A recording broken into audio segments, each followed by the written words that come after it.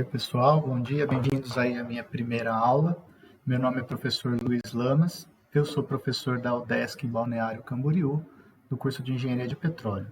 Eu estou começando agora um projeto onde eu devo trabalhar com vocês o básico do Python, né, que ultimamente aí tem sido uma linguagem bastante usual, bastante usada por usuários aí de áreas de engenharias, de ciência de dados, enfim, é uma linguagem que está bastante em alta.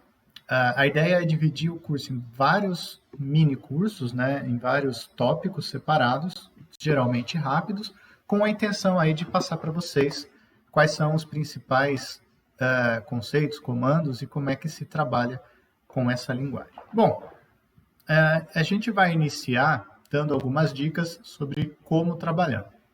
Eu trabalho no Windows, tá? E para trabalhar no Windows existe uma possibilidade muito boa que é o uso do Anaconda Navigator. Sugiro que vocês deem uma olhada no site deles, né? Vocês conseguem baixar gratuitamente essa versão aqui para trabalhar. O Navigator vocês vão instalar e vão ver que existem alguns softwares diferentes, né? Algumas IDEs diferentes aí para vocês trabalharem. Eu vou chamar a atenção especialmente para o Jupyter e para o Spyder, que são duas ideias bastante diferentes para trabalhar com Python, né, que são usualmente empregadas aí para trabalhar com Python. Além disso, existem várias ferramentas online que permitem trabalhar com Python, né? Então, por exemplo, você que tem conta no Google, acho que hoje em dia todo mundo tem, existe lá o Google Colab, né? Google Colab, que você consegue entrar, fazer os seus códigos, sem precisar ter nada instalado aí no computador, né? Então, aqui é um exemplo de notebook que a gente consegue fazer completamente online. Tudo bem? Bom, para começar, quem que vão ser as principais ferramentas que a gente vai trabalhar durante o curso? Eu trabalho bastante, tá, com o Jupyter e o Spyder. Eu vou começar pelo Spyder, muito embora no curso a gente vá usar ele mais para frente. Para quem já tem familiaridade com o MATLAB, o Spyder é uma ferramenta bastante boa por conta da sua similaridade. Então aqui a gente tem, né, uma ferramenta, uma seção para digitar os textos, digitar os códigos, né? Ele vai rodar o código inteiro. Aqui a gente tem um console, onde a gente pode digitar direto um comando, né? Sei lá, 10 mais 3, e ele já dá uma execução direto para o comando que eu fizer aqui, assim como a gente tem o console do MATLAB. A gente tem um espaço de exploração de variáveis, né? Se eu criar uma variável qualquer, por exemplo, A igual a 3, eu vou ter aqui a informação da variável, então isso aqui facilita bastante na programação, além de ferramentas de debug, ferramentas de contagem de tempo e coisas do tipo que são úteis. Mais para frente, quando a gente estiver efetivamente falando sobre programação e criação de códigos, provavelmente a gente vai trabalhar mais nessa interface aqui. Uma outra interface bastante interessante, bastante usada por muita gente no mercado, são os notebooks. A ideia do notebook é que a gente crie um ambiente onde a gente pode tanto colocar código de programação quanto textos, de maneira que a gente tenha uma visualização mais bonita. Quando a gente fala em cursos de Python, sempre é interessante, então, a gente trabalhar com esse tipo de software, né, para facilitar o entendimento, eventualmente colocar algum comentário que a gente lembrou, escrever uma equação, alguma coisa do tipo. Para entrar aqui no Jupyter, eu já tenho o Anaconda Cloud instalado no meu computador, né? Então eu tenho tanto o Spyder quanto o Jupyter instalados, eu simplesmente venho aqui e digito, né, o Jupyter, que vai abrir o Jupyter Notebook, ou o Spyder, né, que vai abrir ali a interface do Spyder. E a gente vai cair numa tela como essa aqui. Eu vou escolher onde é que eu vou trabalhar, escolher a minha pasta, ou eu posso criar um notebook novo. Observem que aqui no notebook, a hora que a gente clica no novo, nós temos a opção de escolher um notebook Python 3. No meu caso, eu estou só com esse kernel instalado, tá, nesse computador, mas eu poderia eventualmente ter um kernel de Python 2, um kernel de R, um kernel de Julia, enfim, o Jupyter ele é bastante, permite bastante variação nesse sentido.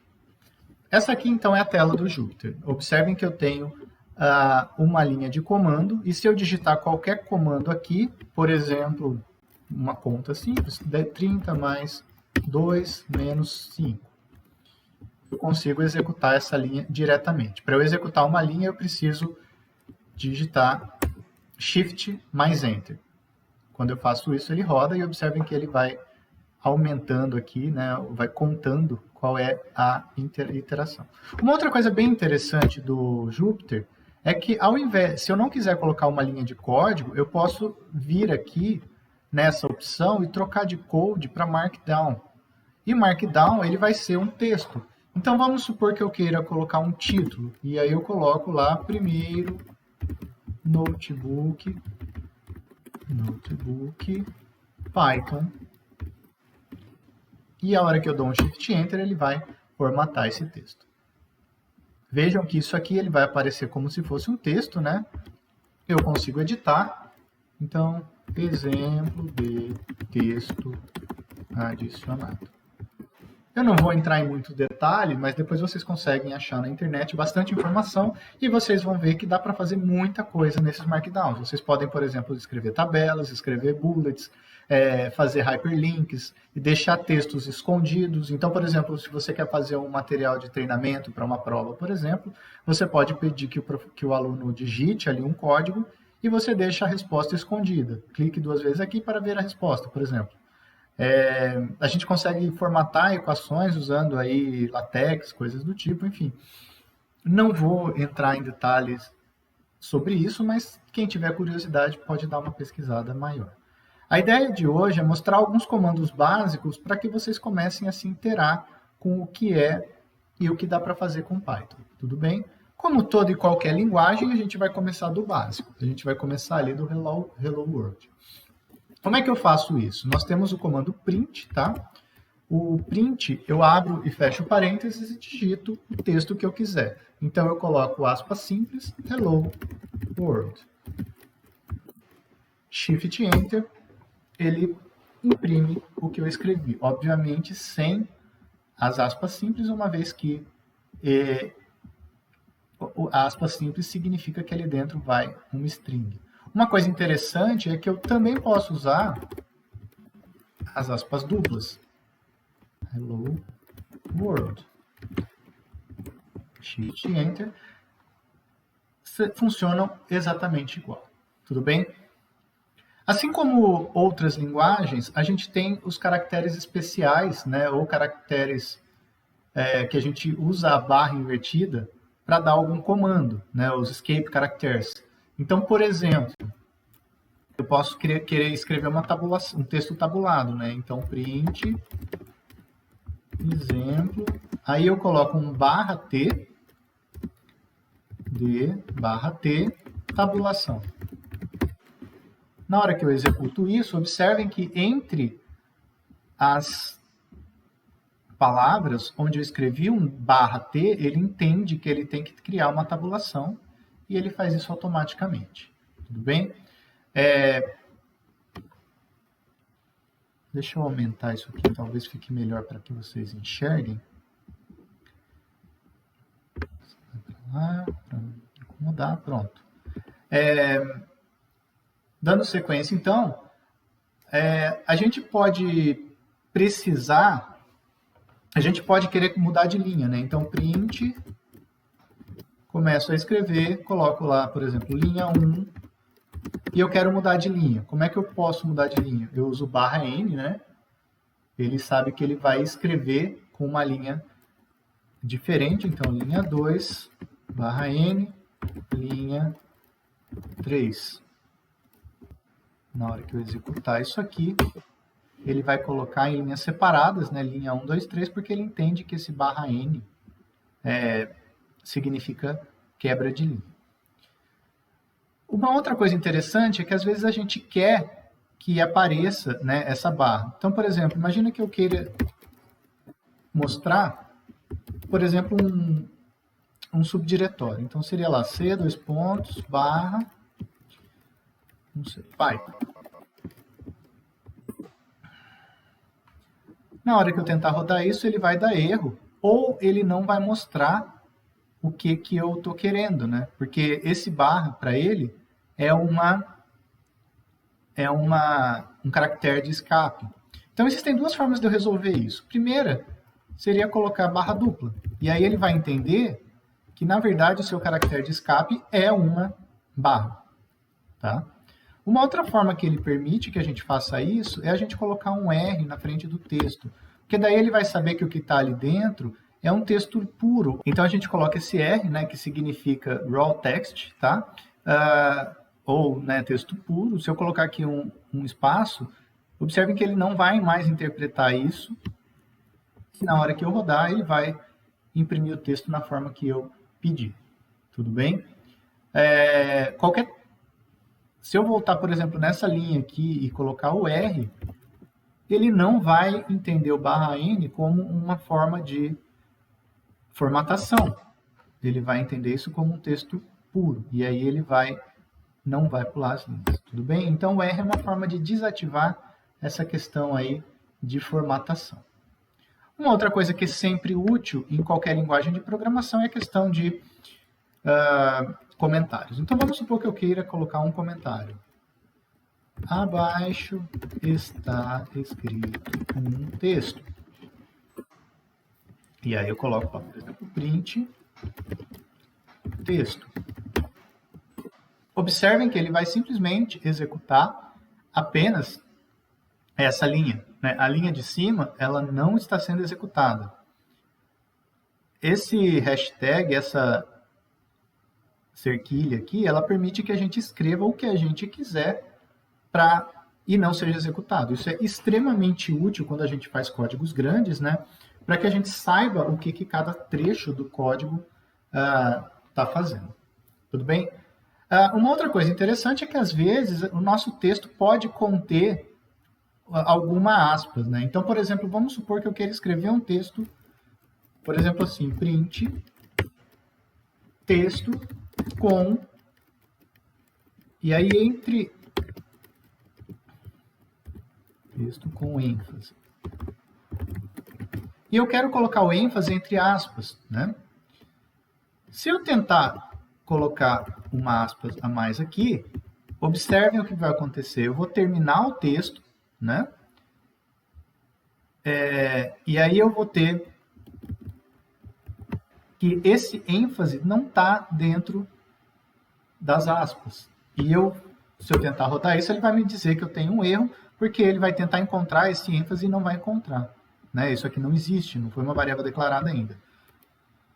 Como é que eu posso resolver isso? Bom, aqui no Python é muito mais simples do que em algumas linguagens, porque ele permite que eu faça o seguinte, eu use as aspas duplas e dentro das aspas duplas eu coloque aspas simples. Na hora que eu faço isso, ele automaticamente entende que essas aspas simples são texto e não são delimitadores. Tá? Eu posso fazer o oposto também, eu posso querer que a minha ênfase seja com aspas duplas. Então, eu delimito meu texto com aspas simples, texto com ênfase. E olha que interessante, ele já deixa marcado ali com aspas duplas, né, essa região que eu coloquei dentro do texto. Esse é um outro comentário bastante interessante para o texto, para uma variável string. Eu posso usar tanto aspas simples quanto aspas duplas, que o programa sabe do que eu estou falando. Tudo bem? Até aqui tranquilo, né? Vamos seguir em frente, falar sobre... Então, vamos mudar isso aqui para um Markdown, né?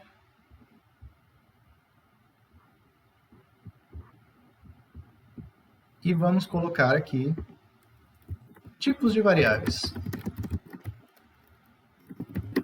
Quando a gente está programando computadores, normalmente a gente quer ter variáveis, né? A gente quer que essas variáveis mudem aí com o tempo. Assim como diversas linguagens, o Python tem vários tipos de variáveis. A gente vai tratar hoje das 3 principais, tá? Das 4 principais, que são variáveis aí do tipo inteiras, né, ou integers, as variáveis do tipo float, que são números aí com casas decimais. A gente vai tratar de variáveis do tipo string e a gente vai tratar das variáveis booleanas. Depois, com o passar do tempo dos cursos, a gente vai tratar de alguns outros aspectos aí interessantes. Mas vamos iniciar da seguinte forma. var1 é igual a 10. var2 é igual a 3.14. var3 é igual Python. E um var4 true. Vocês observam que conforme a gente vai digitando, ele já vai colocando cores diferentes, porque ele já vai pré-interpretando o que a gente está executando. Se eu rodar isso aqui, ele não vai me trazer nenhum tipo de resposta, né? Eu não vou ver nada escrito no texto, mas eu sei que essas variáveis foram criadas.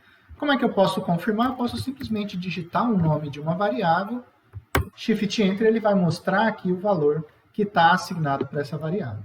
Tudo bem? Então, se eu pegar a minha var4, var3, por exemplo, ele vai trazer aqui o texto Python, dizendo que isso é um texto. Agora, eu em momento nenhum disse para o código que tipo de variável eu quero. Né? Algumas linguagens exigem que a gente faça esse tipo de definição, mas aqui não é necessário. Se eu coloco, por exemplo, type var1, esse comando vai me trazer o tipo de variável dessa minha variável 1. E aí é interessante observar que ele foi assignado automaticamente, foi designado automaticamente. Eu não precisei dizer para o Python o que eu queria. Né? Então, type var1 vai ser inteiro, porque é um número inteiro que eu coloquei. Ele automaticamente sabe que ele deve tratar isso como um número inteiro. Eu posso fazer isso para cada um dos tipos para cada uma das variáveis que eu criei. var2, var2 então é um float, porque ele tem números depois da vírgula, né? É um ponto flutuante. A var3 seria minha variável 3, é um str, uma variável do tipo string, né? Que é um texto. E a minha variável 4, type var4, vai ser uma variável do tipo booleano.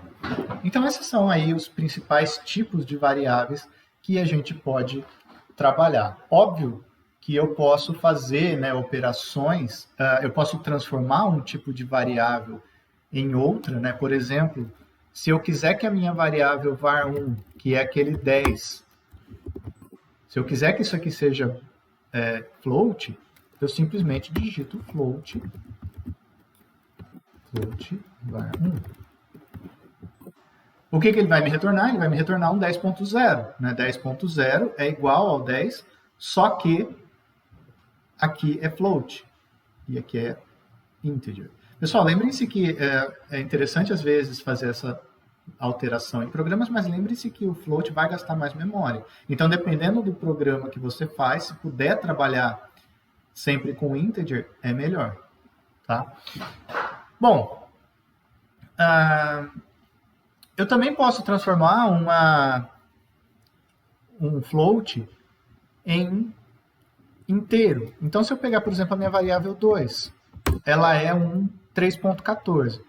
Eu posso transformar ela num inteiro, né? Só que o que vai acontecer? Ela vai ignorar tudo que vem depois da vírgula. Ela vai pegar a parte inteira, né, da minha variável. Tudo bem? Em algum momento a gente vai conversar sobre números complexos, existe a possibilidade de trabalhar com complexos aqui também, mas no momento, e aí a gente pode usar esse int para pegar a parte inteira, né? Mas no momento a gente não vai tratar disso.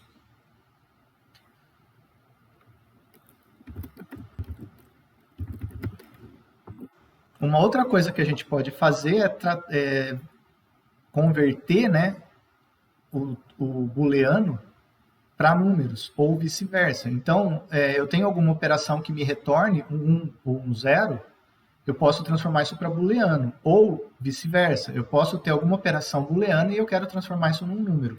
Então, se eu faço, por exemplo, int da minha variável 4, ele vai me dar 1, porque lembrando, minha variável 4 era 0, era true, certo?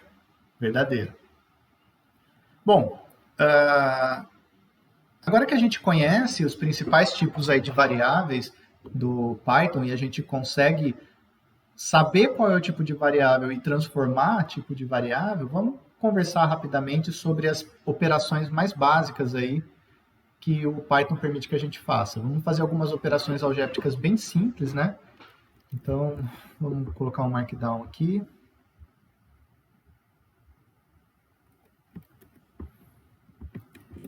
Operações matemáticas. Bom, assim como toda linguagem, a gente tem, né, as principais operações matemáticas. Então, por exemplo, 5 mais 3, eu rodo isso, ele vai fazer a soma. 5 menos 3, ele vai fazer aí a subtração. Observem que ele vê que esse número é inteiro, menos esse número é inteiro, ele automaticamente dá a resposta na forma de um inteiro, né?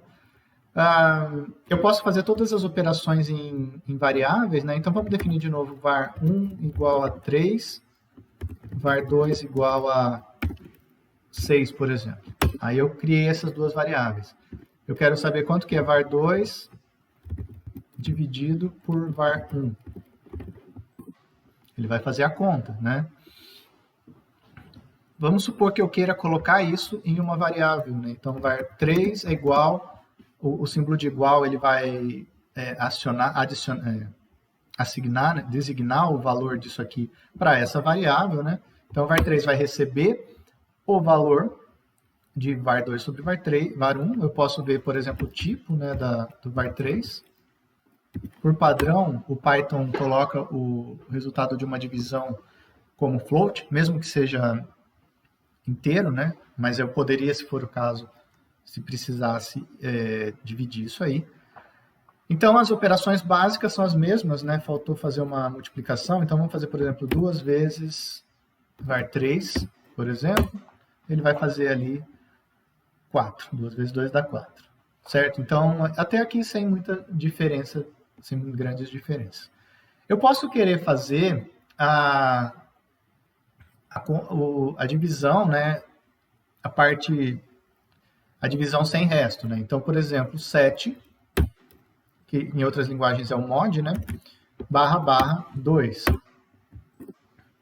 Então, ele vai dividir 7 por 2, dá 3,5. Ele vai pegar a parte inteira dessa divisão e vai resultar em 3, um inteiro, certo? Uma outra questão também de notação, quando a gente vai fazer a potenciação aqui no Python é 2 asterisco. Então, por exemplo, se eu quero saber quanto que é 2 elevado ao cubo, é 2 asterisco asterisco 3. Isso dá 8. Tá? Então, até aqui, sem muita diferença, né, de outras linguagens, talvez o que seja um pouco novo seja essa questão do mod e seja essa questão aqui da potenciação, né? Muitas linguagens usam ali o circunflexo para fazer essa operação, né? Mas sem muitas diferenças de outras linguagens. Com relação à lógica booleana, segue mais ou menos o mesmo padrão também de outras linguagens. Então, vamos definir, por exemplo, duas variáveis, né? var1 igual a true, var2 igual a false. E aí eu quero saber se a variável 1 é igual a 2. Veja que eu não estou designando que a var1 é igual a 2.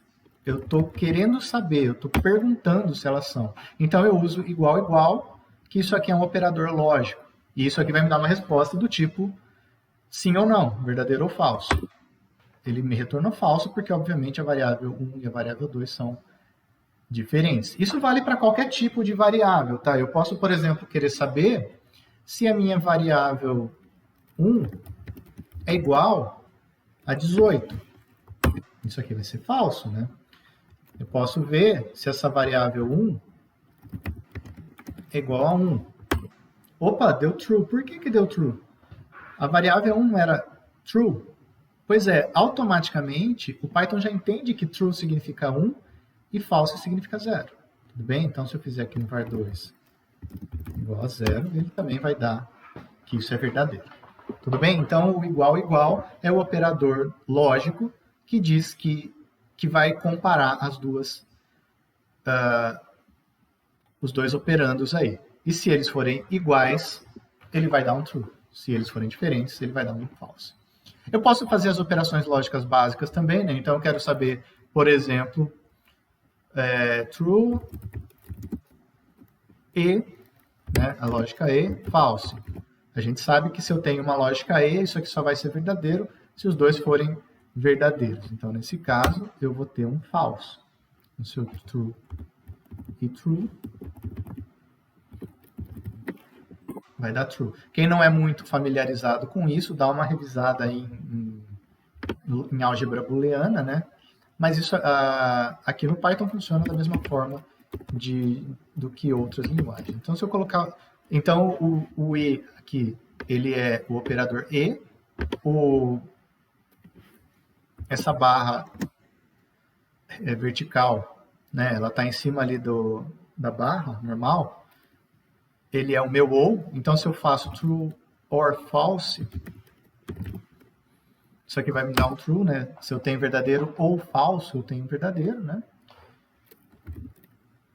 E se eu fizer um not 0, por exemplo, ele vai me dar true. Lembrando que o not, então, ele é não, ele é inversão. Toda vez que eu tiver um valor aqui, ele vai inverter, né? Eu quero saber, por exemplo, se a minha variável 2, eu quero inverter o valor da minha variável 2. Var2 está assignado como falso. Então, se eu escrever not var2, vai ser um true. Tudo bem? Ele inverte essa sequência. Beleza? Bom, para finalizar a aula de hoje, vamos falar rapidinho sobre strings, né? Então, eu vou criar aqui duas variáveis, uma variável A chamada de smart e uma variável B que eu vou chamar de udesc. E eu quero colocar essas duas variáveis juntas. Então, eu posso, por exemplo, fazer A mais, vamos pôr um espaço no meio só para ficar mais bonitinho, mais B. Observem que eu uso o símbolo de igual, que é o de mais, que é o mesmo que eu uso na soma algébrica, né, na soma numérica. Ele vai entender automaticamente que ele tem que somar ou concatenar essas strings. Tudo bem? Bom, pessoal, por enquanto, por hoje a gente fica por aqui. Eu acho que seria legal vocês tentarem baixar ali no meu GitHub esse material e tentar instalar os programas e rodar alguns casos no computador de vocês para que vocês consigam começar a se familiarizar com a linguagem Python. Tenho certeza que a gente vai fazer bastante coisa aí nesse curso e vai ser bastante útil. Espero que seja bastante útil para todo mundo. Obrigado mais uma vez e um abraço a todos.